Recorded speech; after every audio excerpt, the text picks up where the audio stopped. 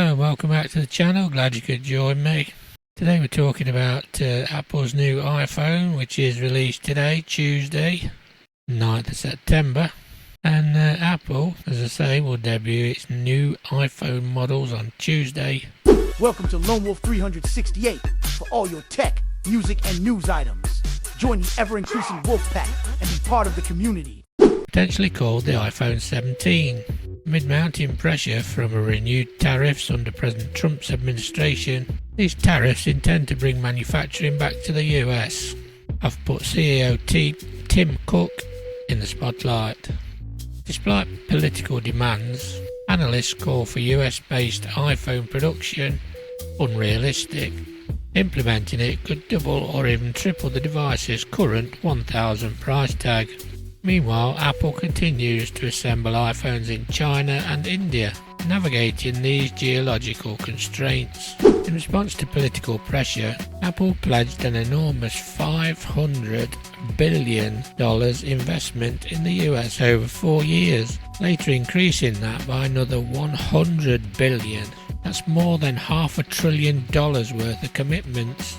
These moves aim to soften the blow of tariffs and maintain Apple's delicate balance between profitability and politics. Despite Apple's efforts, tariffs are now still biting. Analysts now expect Apple to raise prices by $50 to $100 on some new models, the first across-the-board increase in 5 years. Meanwhile, rivals like Google held prices steady with their new Pixel phones.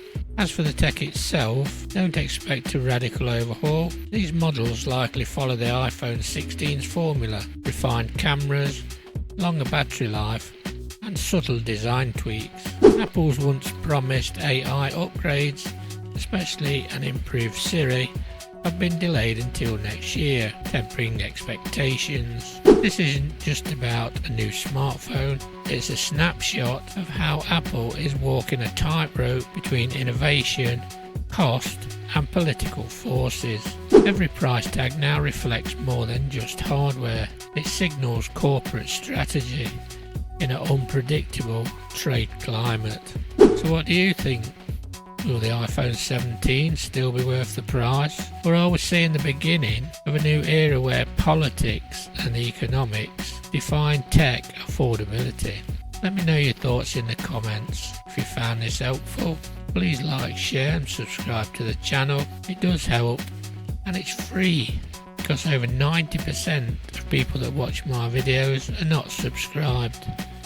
All you gotta do is click the subscribe button, hit the bell, and then you'll be notified every time I release a new video. So that's all I'm asking, folks. So I hope you've enjoyed this. As always, stay safe. You know what? I'll catch you on the next one.